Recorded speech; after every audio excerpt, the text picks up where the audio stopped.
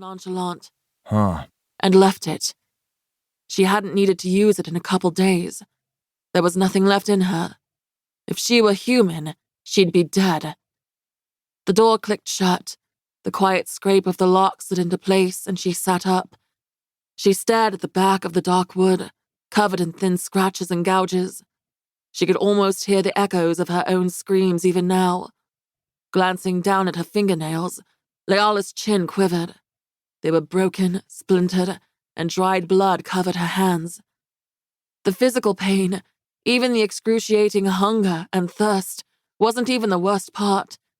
It was not knowing where Thane was, not being able to feel him, or not knowing what happened to Piper and Fennin and Tiffapine. Did Tenebris burn Briar Hollow? Did he have Aunt Evelyn, and would he kill her? Her only hope was that he would keep them alive so he could use them to manipulate Layala, and Thane would come before then. He must come. Remember the colorful blossoms of summer on the darkest days. Her voice broke, and her body shook in silent sobs. Hope? What was hope anymore? She touched her chest for that familiar, worn piece of paper she kept tucked in her bosom. She shot up, panic suddenly raking her chest. She pawed at the cot, searching for the only proof she had that Thane was alive when they insisted he was dead. The half-moon's light shone in through the window just bright enough to see, but the shadows were menacing. Where is it? Her trembling hands left streaks of fresh blood the harder she scraped the fabric, searching. She slid her feet to the floor and dropped to her knees to look under the 4-inch gap the bed stood from the stone. Where is it? Maybe seeing Thane dead broke her mind. Maker above, what if she imagined the note? She saw his crumbled, bloody body with a hole in his stomach. He didn't move. He didn't breathe. She crawled to the window, pushing up to weak legs until she latched onto the ledge.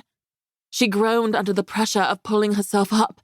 Her heart crashed until it ached. I can't breathe. I can't breathe.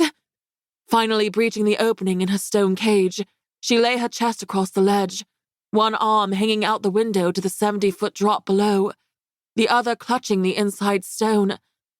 A blast of cold wind hit her face, and icy droplets shocked her out of panic. Thane, where are you?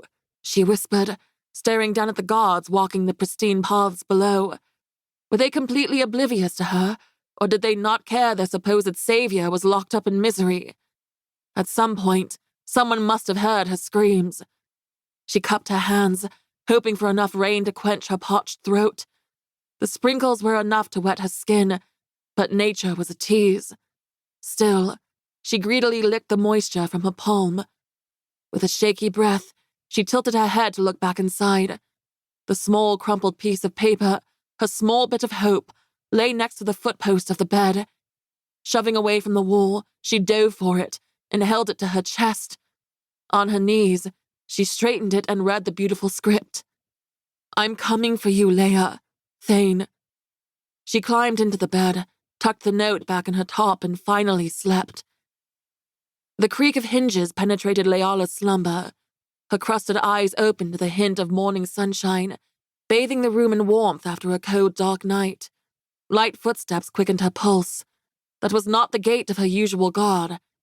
She didn't move, barely allowed herself to breathe. She curled in on herself more, holding the small blue pillow. She hated that she'd become this, cowering like a small child afraid of monsters. But even the effort to crawl to the window the night before left her weak. She caught a glimpse of blonde hair, and it felt like her stomach leapt into her throat. No, not him, not him.